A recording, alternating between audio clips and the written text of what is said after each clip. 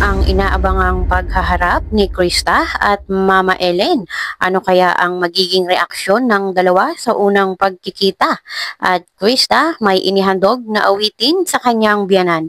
Ano po kaya ito mga kalingap? Sabay-sabay po nating alamin at pag-usapan ngayong araw. Pero bago po ang lahat, isang mapagpalang araw at gabi sa inyong lahat. May love shoutout sa lahat ng ating listeners, viewers, and subscribers saan mang sulok ng mundo. Luzon, Visayas at Mindanao, lalong-lalo na po sa ating mga kababayang OFW. Kamusta po kayo mga kalingap? Mabuhay po kayo hanggat gusto nyo. At kung bago ka pa lang sa aking munting YouTube channel, huwag ka nang mahiyang mag-subscribe, like, share, and comment. Huwag mo na rin kalimutang i-click ang notification bell nang sa ganon ay updated ka sa aking mga paparating na video.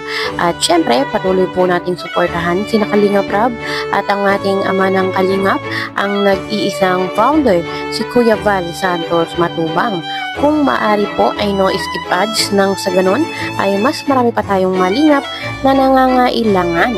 At kunting paunawa po kung maaari ay tapusin niyo muna ang kabuuang video nang sa ganon ay akma ang inyong mga komento. At yun nga po mga kalingap, bago po tayo magpatuloy ay gusto ko munang batiin ang happy 82nd birthday si Mama Ellen.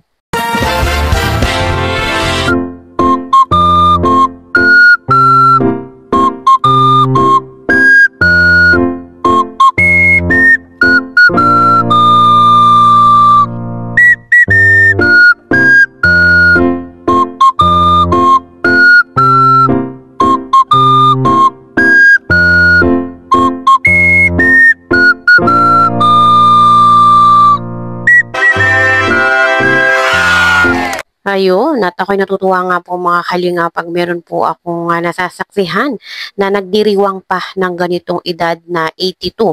At alam naman po natin na bibihira na at swerte pag ikaw ay umabot pa ng 50 pataas na buhay pa.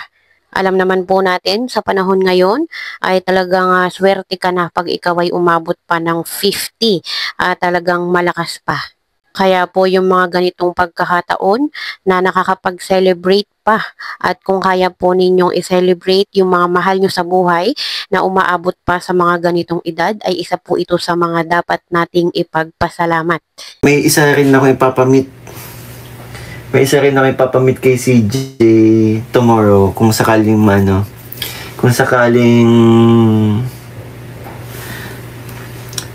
matuloy.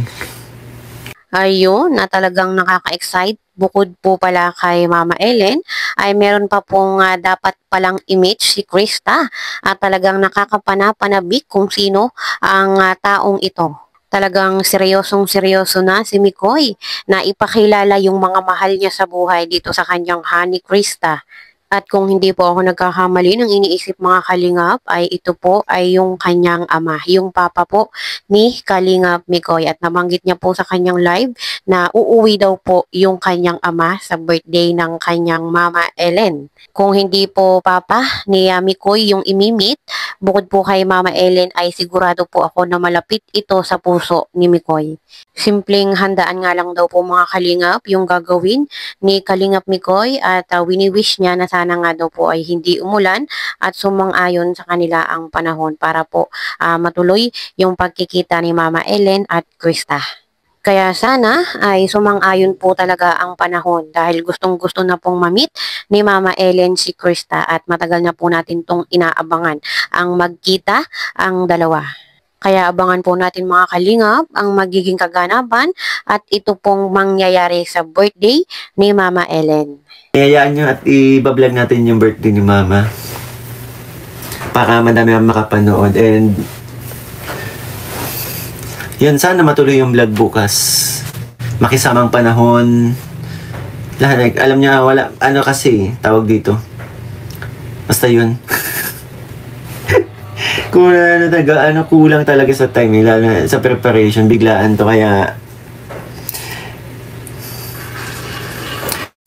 pero sa totoo lang, excited din po ako sa mangyayari. Kasi first, gustong-gusto na din kasi ma-meet ni Mama si CJ in person. Kaya, abangan na lang natin tomorrow. At Kung matuloy man, abangan nyo ang mga gagawin ni Kalingap Mikoy. Napang-aasar na naman kay CJ. At saka meron pang isa kung may isa pa akong ipapamitan, no? Para di siya mapikon, baka mahampas ka na naman.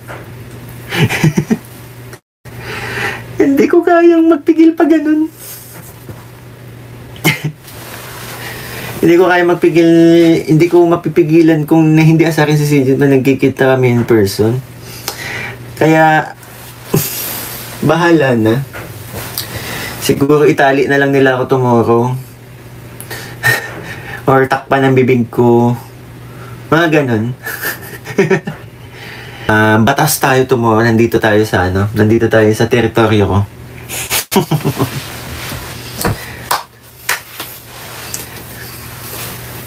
Lamang ang nasa teritoryo. Kaya malaya kong gawin lahat ng pang-aasar.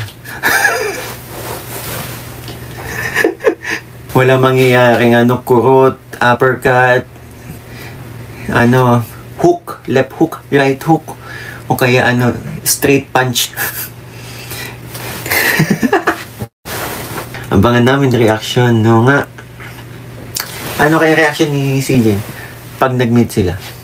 Isipin nyo na agad. Pero sana baka hindi. Pagdasal nyo na lang makisama, pinaka-importante makisama bukas, panahon po. Yun talaga kasi tawag dito, hindi kasi ganun kalaki yung namin bahay, and puro gamit.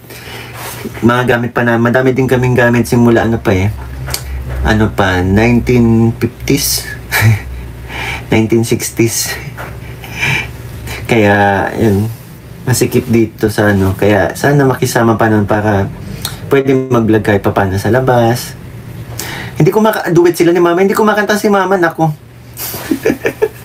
Bahala na kung depende sa mood ng depende sa mood po ng vlog tomorrow. Kung masaya, and kung di ba? Depende. Pwedeng kumanta si CJ na masasayang kanta since birthday ni mama. Pwede din akong kantahan ni CJ. Since nandyan si mama, ng alam na song ni mama, like, ang tangi kong pag-ibig. Joke lang.